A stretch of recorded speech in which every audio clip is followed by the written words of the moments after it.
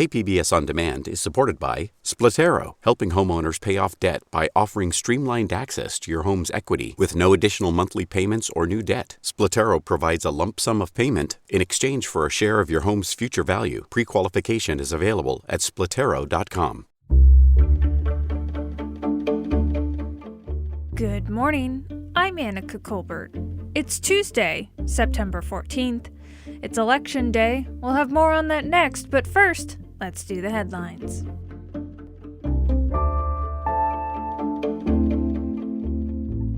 Alliance San Diego is encouraging Latino voters to get out to the polls today. 1 of every 4 voters in San Diego County is Latino, and only a small percentage of Latino voters have cast their ballots thus far.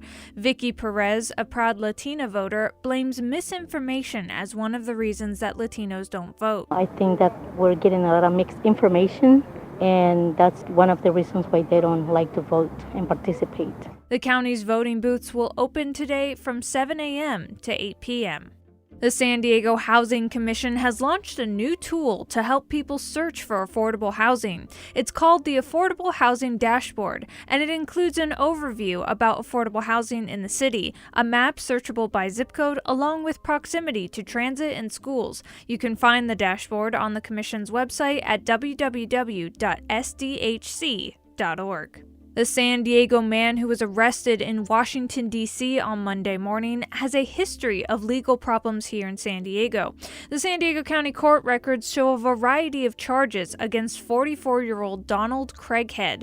Tom Bussey with the Oceanside Police Department confirmed they cited Craighead earlier this year. We had contact with him back on, I think it was the 9th of January, because he's listed as a transient, and we had some type of contact with him that caused us to write him a citation. Donald Craighead was arrested near the Democratic National Committee headquarters. Capitol Police found a bayonet and a machete inside his truck, which had white supremacist symbols painted on it.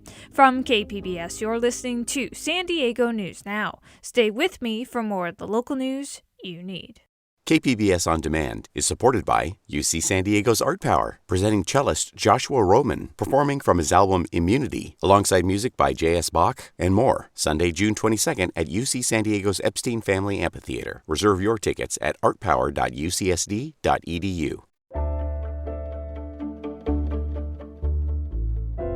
Today is the last day of the California recall election of Governor Gavin Newsom, and also the second recall election in California history. The previous recall election was in 2003, where Governor Gray Davis was replaced by GOP candidate Arnold Schwarzenegger. However, Thad Kauser says this election's polling suggests that the majority of Californians want to keep the current governor. Thad Kauser is a political science professor at UC San Diego. He spoke with KPBS Midday Edition host Maureen Cavanaugh. Here's that interview. Now, polling is looking a lot better for Governor Newsom to survive this recall. What kind of odds do you think he has going into tomorrow's election?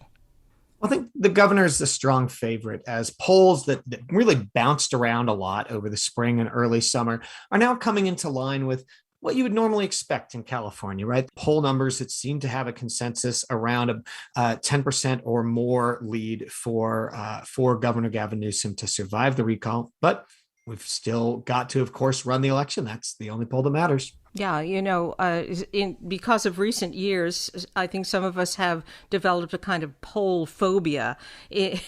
Could this poll be wrong? Could these polls be wrong?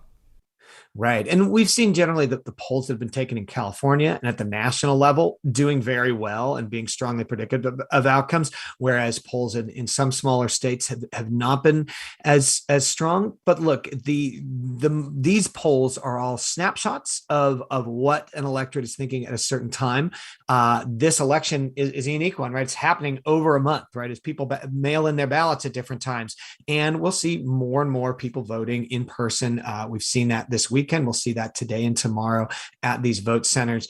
And so none of those polls is a perfect representation of the sum total of what voters are saying and how they're casting their ballot over this month. Now, we just heard that there could be some national ramifications if Governor Newsom loses this recall election, like a Republican governor being able to replace Senator Dianne Feinstein if she could not complete her term. But my question is, do you think there would be any national repercussions if Newsom wins and is not recalled? I think people across the country are looking to this election as a harbinger of what might be happening in 2022, right? As we have crucial House races, including many battleground congressional districts in California. This recall will set the stage for that, right? If it's a Republican upset win, that sets the narrative, just like the Democrats' upset win in an Alabama Senate race set the narrative heading into the 2018 congressional elections. The other thing that's going on is there's been this kind of clash of two governing approaches, right? The California approach on the one hand versus the Texas or Florida approach on the other hand. Things like strong environmental protections and really strong actions to stop the spread of COVID, opposed to what people see as a more business friendly and freedom oriented approaches of states like Texas or Florida. This election is in many ways seen as a referendum on that approach to COVID and government in general. And does California's approach have popular support? If Republicans are not successful in this recall effort, some are speculating that it will lead to soul searching within the party about the direction of the GOP in California. Do you think that's likely? Yes, but that's the same conversation that we've had after nearly every election for the last 10 years, right? After the monumental 2010 election, which set in place a series of elections in which California never elected a Republican to any statewide office, right? From 2010 onward, where California's electorate was then clearly more reflective of the diversity. There had been that conversation, and then in the succeeding elections when Democrats got and solidified the 2/3 margin in each legislature, there's been a series of postmortems on the GOP in California and soul-searching conversations. But the problem is with the weak parties we have in California, there's no one person, there's no small group of people who can turn the party in a different direction. And so it will be an evolving conversation about what's next if the GOP loses this golden opportunity. Once again, Thad, voters have come face to face with California's unusual recall process, and they have to confront the fact that someone could become governor with only 20% of the vote. Do you foresee any effort brewing to reform that process? Yes, though it will be challenging because it's always difficult, right? No one ever made a political career off of monkeying with the rules that might take away power from the people. But I think there will be a unique political opportunity that opens up here if the recall is unsuccessful, right? If Democrats can win this race, then I think they have the opportunity to consider reforms without looking like it's sour grapes, right? Why didn't we get a reform of the recall process after 2003, right? When all these problems became clear and many of us were talking about them? Because it would have seemed like sour grapes if the Democrats who just lost to Arnold Schwarzenegger changed the rules of the game. But if Democrats win under these rules of the game, then I think it's open. Their voters may be open to considering changes. We just saw a poll come out today, and we'll be seeing. We actually have a UC San Diego Yankelovich Center poll just going out into the field that will have results in the next week or so. That will look at what voters thought about this process, whether they want to keep it, whether they want to change it, and what process they'd like to use. Should we have an independent commission? Should the legislature come up with ideas?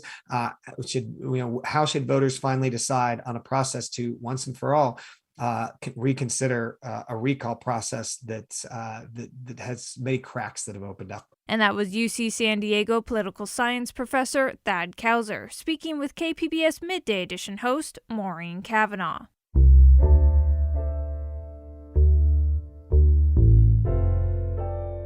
A local hunger relief organization has just received a $100,000 grant that will support a program that provides schools with food for low-income families. KPBS's Melissa May has more. Feeding San Diego received a $100,000 grant from Cigna Foundation's Healthier Kids for Our Future grant program. This money is very well timed and is going to be put to great use. Becky Gower is the grants manager at Feeding San Diego and says the grant money is going to support their school pantry program. It provides low-income schools across the county with food for when children are at home. Our program is providing meals, food, staples, and fresh produce for when the child is home with their families. So for whatever meals that they have in their household to help them, cook more meals at home, have more fresh food available to both the students and their families. Several school districts benefit from this program, and most run food distribution twice a month.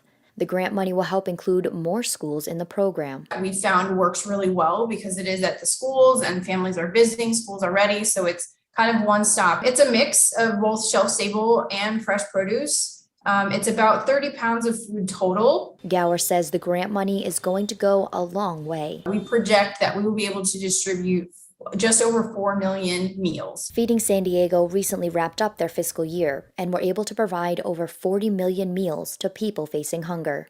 And that was KPBS's Melissa May. The city and county are close to opening a new homeless shelter in San Diego's Midway district to help treat people with addiction and behavioral health problems. KPBS health reporter Matt Hoffman says it's a change from how shelters have traditionally been operated here. We need to stand up programming that better meets people where their needs are. This shelter is located off of busy Sports Arena Boulevard. Now, there's still being some work done inside to rehab the building, but soon this space will be helping the chronically homeless and those with substance abuse issues. Wanting to create a different environment for folks, and an environment that's trauma-informed and feels more like welcoming and less maybe stressful for folks who might not do well in a larger shelter. San Diego Housing Commission Vice President Lisa Jones says this is not like the larger bridge shelters in the downtown area. They do not have high-level behavioral health, clinical social workers, substance use disorder in our existing shelter system. And so they're really not resourced for that severely mentally ill, significant substance use and co-occurring conditions. That's where hopefully this harm reduction strategy will really be more effective. The harm reduction strategy means people can come here under the influence. They can't use drugs inside, and county teams will work to try to get them off of drugs or alcohol, then eventually into more permanent housing. I love the design of this, the smaller, service-intensive model. I think it's a wonderful partnership with the county. The Housing Commission unanimously approved the new shelter. For the first 9 months, it will cost $1.7 million to operate, with homeless service provider Alpha Project running day-to-day operations. The price per bed here is higher than existing shelters, but officials say that's to make sure there are enough services and on-site security. Frankly, we've overinvested just to make sure that we don't understaff this program, and we can always scale back, but we want to make sure that it's successful. This shelter is the first piece in a new harm reduction model for the region. The idea is then to open up some smaller safe haven shelters where people can stay longer and have individual rooms. The San Diego Housing Authority, aka the City Council, has until later this week to pull the item for additional review. If that doesn't happen, officials are aiming to open the new shelter late next month or in early November. And that was KPBS health reporter Matt Hoffman. Coming up, a new performing arts center has opened for the fall semester at the Chula Vista campus of Southwestern College. Some are coming in with folklorico training, some are coming in with Polynesian training, belly dance, Latin, and you're going to have those same people in a ballet class or a tap class or a musical theater class. We'll have more on that next, just after the break.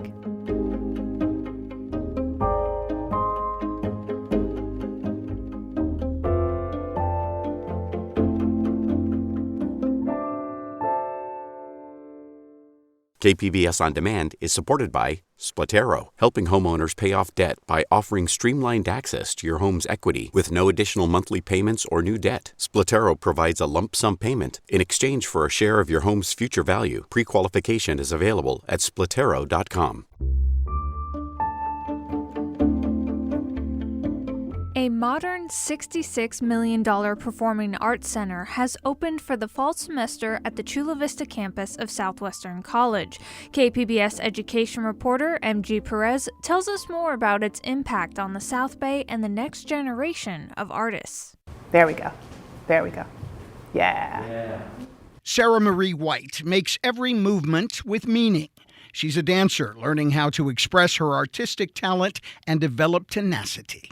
It's a huge adrenaline rush. If you're like me and you really crave that attention and you feed off the audience, it's an unreal feeling, if I'm being honest. It's amazing. Sarah is one of the first students to take classes at the new 41,000 square foot Performing Arts Center on the campus of Southwestern College. The brand new complex is state of the art. Veteran dance professor Mary Jo Horvath is determined to use her modern classroom studio to train and cultivate the distinct and diverse talent coming from the South Bay community. Some are coming in with folklorico training, some are coming in with Polynesian training, belly dance, Latin, and you're going to have those same people in a ballet class or a tap class or a musical theater class. This is the large auditorium, which will primarily be used for music concerts, but it will also be used for dance concerts and also occasionally for theater performances. Mike Buckley is the Southwestern Theater Arts Technical Director. He says the Performing Arts Center is not just for learning, it's for entertaining, too. The school will mount its student productions in the complex, scheduled alongside events produced by professional arts organizations and community groups.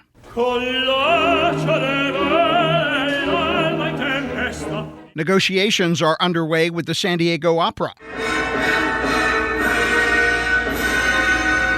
and the San Diego Symphony to lease the space in the future. The complex cost $66 million to design and build. All of it was paid with bond money approved by local voters in November 2016. And we really thank the voters of Chula Vista who saw the vision for what could happen at Southwestern College if they just injected some funds here. The corner of the campus where the Performing Arts Center sits was an empty lot for 50 years.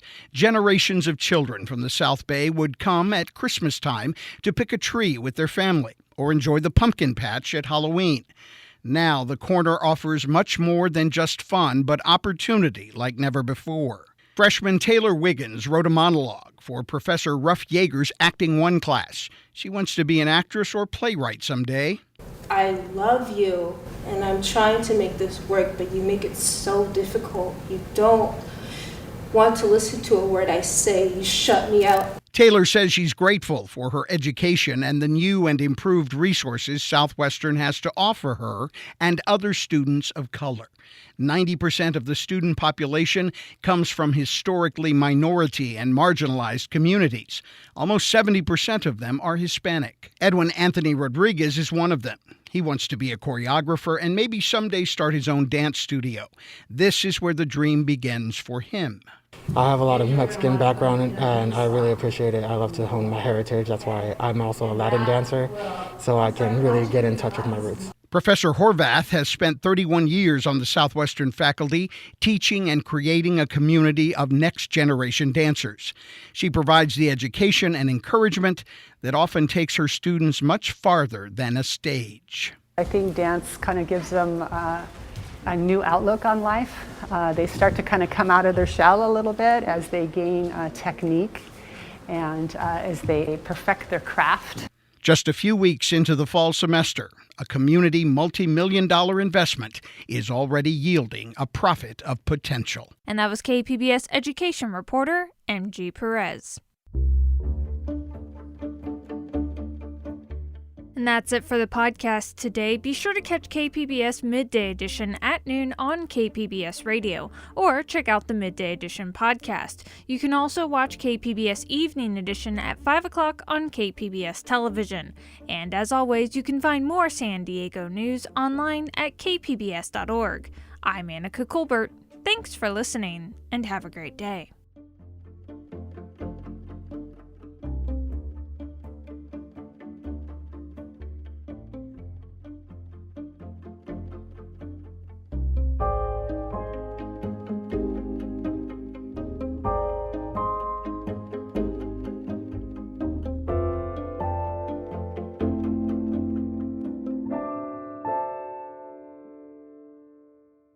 KPBS On Demand is supported by UC San Diego's Art Power, presenting cellist Joshua Roman, performing from his album Immunity, alongside music by J.S. Bach and more, Sunday, June 22nd at UC San Diego's Epstein Family Amphitheater. Reserve your tickets at artpower.ucsd.edu.